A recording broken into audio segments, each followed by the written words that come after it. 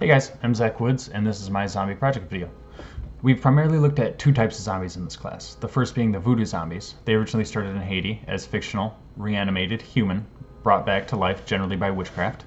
These voodoo zombies are mindless and controlled solely by the spellcaster and follow their master's every will. The second is a modern, more viral spreading zombie. This modern zombie represented in mainstream films is typically gruesome and portrayed as a soulless and rotting corpse. This zombie is one who wanders aimlessly. They wander through the world without a final destination. Their only goal is to survive. My project is about the American dream, or what society deems to be a decent life. The problem begins in high school, where kids are forced and acclimated to an overworked schedule. These kids are in school for about 6.5 hours, 5 days a week. They are then required to complete 3.5 hours of homework each night. The Sleep Association recommends 8 to 10 hours of sleep every night for this age category. This doesn't account for extracurriculars like sports or clubs, which are required on most college applications. This also doesn't account for daily tasks like showering, eating, travel time, nor does it account for the required social interaction with peers for healthy mental development. These students are forced to stressed over standardized tests for acceptance to colleges they don't even know is right for them, because most students have no clue what they want to do for the rest of their lives. This creates the first stage of zombie, the tired, stressed out zombie. These students then go off to college to live on their own and make decisions for themselves. The problem here is that they are forced to make decisions without guidance, and most college students have had their parents or teachers to make their decisions for them. They're still trying to figure out what they want to do for the rest of their life, all while still trying to figure out their life. They take on huge student debt and lose a ton of sleep because of the massive amounts of studying required for their classes. The infection now spreads more throughout the population. This creates an even more tired, even more stressed out, drunken horde of zombies. We've all at least seen this horde around midterm or finals time. The horde of college students eventually graduates, but this only causes the infection to spread more. Graduates are now forced to find any job that will pay them because they have this debt that is going to have to start being repaid within a 6-month period.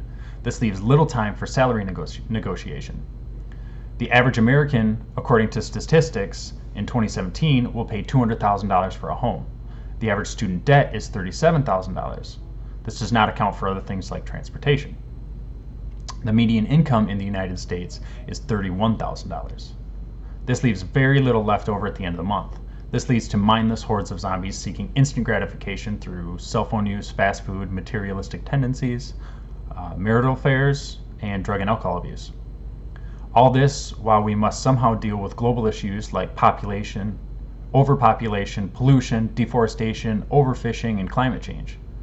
These only lead to more stressed out, more tired, more depressed, anxious, instant gratification seeking zombies. Now the question comes up, who is actually making these calls in your life? Are we actually like the voodoo zombie, being motivated by someone like big business through advertisements, social media, and TV shows? Is it the government distracting us from their hidden agendas? Could it be our parents pushing us for a life they never had? Are we more like the modern zombie, where we just wander aimlessly through life? Whichever it is, we need to repair it before many generations of lives are wasted.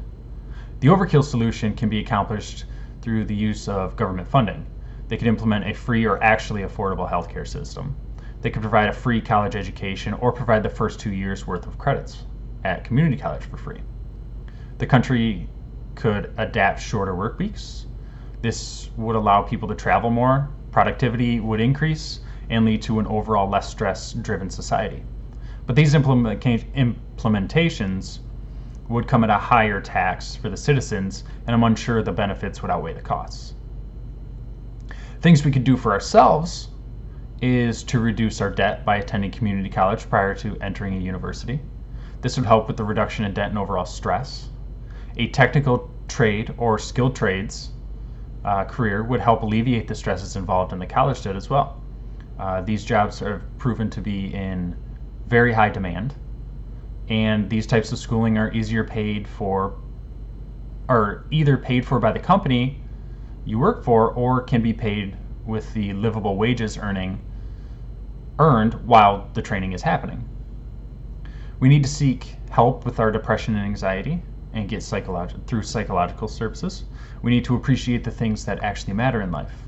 Realization and appreciation for less material things and more appreciation for things like experiences and relationships. This seems like a more realistic approach. Thanks, guys.